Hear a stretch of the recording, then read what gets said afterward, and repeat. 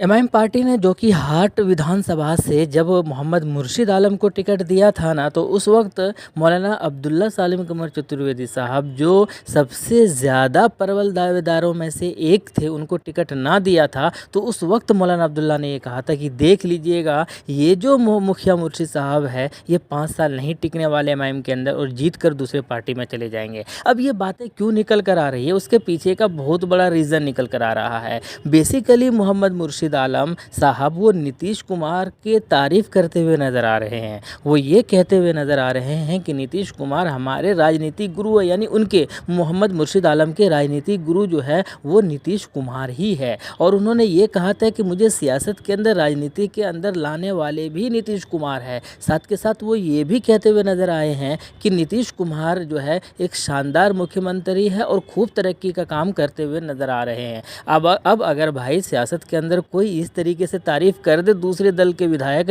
दूसरे दल के नेता, दूसरे पार्टी के विधायक, तो ये बहुत बड़ी बात समझी जाती है और इसका मीनिंग निकाला जाता है। अब वही मीनिंग जो है सब लोग निकाल रहे हैं, इसी वजह से ये टॉपिक पूरा गरमाया हुआ है बिहार के अंदर। दरअसल हुआ ये कि वो सीमांचल की तरक्की को लेकर जो है मोहम्मद मुर्शिद आलम समेत जो है वो अख्तरुल ईमान साहब, साथ के साथ जो है वो कोचा धमन के जो विधायक है सरवर साहब, वो तीनों जो है नीतीश कुमार से जो है मुलाकात करते हैं। और मुलाकात करने के बाद मोहम्मद मुर्शिद आलम के अपने कुछ डिमांड थे, अपनी विधानसभा के कुछ डिमांड थे। जैसे कि वो ये कह रहे थे कि 2 महाविद्यालय होना चाहिए हमारे विधानसभा के अंदर, जो कि हाट के अंदर। साथ के साथ वो ये कह रहे थे कि एक और ब्लॉक होना चाहिए था। तो ये और इस चीज़ को वो एक्सेप्ट भी कर रहे हैं, नीतीश कुमार ने एक्सेप्ट भी किया है कि हम बहुत जल्द इसके ऊपर काम भी करेंगे। तो इसी चीज़ को लेकर वो मुलाकात करने गए थे नीतीश कुमार से। अब मुलाकात तो भाई वो हालांकि उन्होंने कहा कि ये शिष्टाचार भी मुलाकात था और काम के भी रिलेटेड मुलाकात था। अब इसी मुलाकात को लोग अलग अलग हवा दे रहे हैं, अलग अलग बात कर रहे हैं कि नहीं यार ये छोड़ने वाले हैं। अब इस तरह की बातें इसलिए निकलने लगती है क्योंकि पिछले बार ऐसा हो चुका था।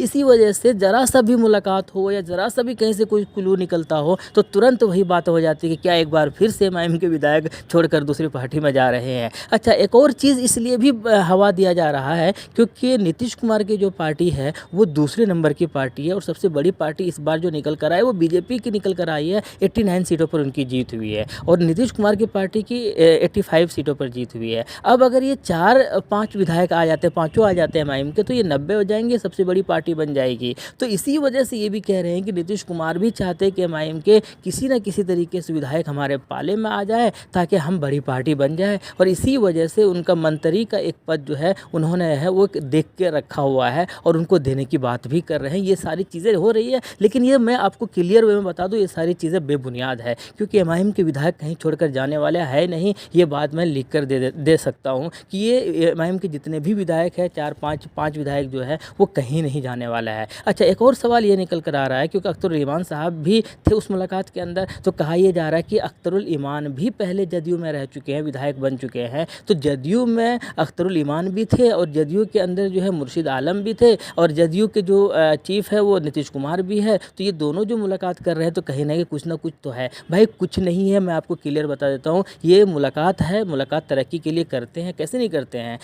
कांग्रेस का से भी मुलाकात करते हैं तेलंगाना के अंदर असदुद्दीन ओवैसी साहब। इसका ये मतलब थोड़ी ना है कि असदुद्दीन ओवैसी जो है वो कांग्रेस के अंदर चले गए या अकबरुद्दीन ओवैसी जो है वो कांग्रेस के अंदर चले गए। तो यार क्योंकि अब भाई पार्टी है, सीएम है, सरकार जो है वो नीतीश कुमार की है, तो उनसे बिना मिले काम कैसे हो सकता है, तरक्की का काम कैसे हो सकता है, डेवलपमेंट कार्य कैसे हो सकता है। कोई भी चीज़ें अगर लेना हो तो उनसे तो मुलाकात करनी पड़ेगी। तो इसी वैसे ही मुलाकात है ये, इसके अलावा कोई मुलाकात नहीं है। जो लोग बातें कर रहे हैं या जो लोग हवा दे रहे हैं ये सारे बेबुनियाद है, या जो लोग ये समझ रहे हैं कि क्या सही में जा रहे हैं, तो ऐसा नहीं होने वाला है। क्योंकि मुर्शिद आलम ने ये बारहा कह चुका है कि भाई मैं दूसरे दल का हूँ फिर भी नीतीश कुमार की इसलिए तारीफ़ कर रहा हूँ क्योंकि मैं जो है एहसान फरामोश आदमी नहीं हूँ। मुझे वाकई में राजनीति के अंदर उन्होंने लाया है, उन्होंने ज्वाइन करवाया है, वाकई में जो है मैं अपना उनको राजनीतिक गुरु मानता हूँ तो मानता हूँ, लेकिन इसका ये मतलब नहीं कि मैं एमआईएम छोड़कर जो है वो नीतीश कुमार के साथ चला जाऊँगा या जदयू के साथ चला जा रहा हूँ। तो ये चीज़ें क्लियर हो गई है, कोई भी विधायक एमआईएम का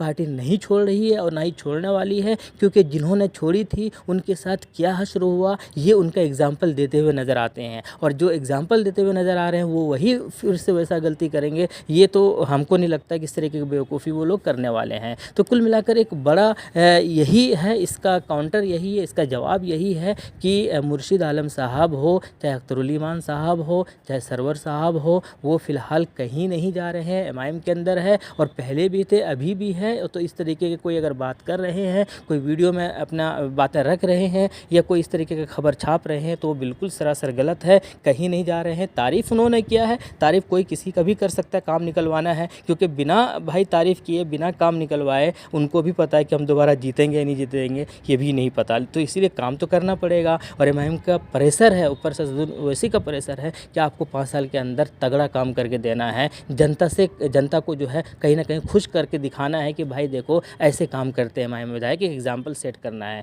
तो ये चीज़ें हैं, यही है। बाकी आपकी क्या राय है कमेंट बॉक्स में ज़रूर बताइएगा। मिलते हैं नेक्स्ट वीडियो में। थैंक यू, जय हिंद, लव यू।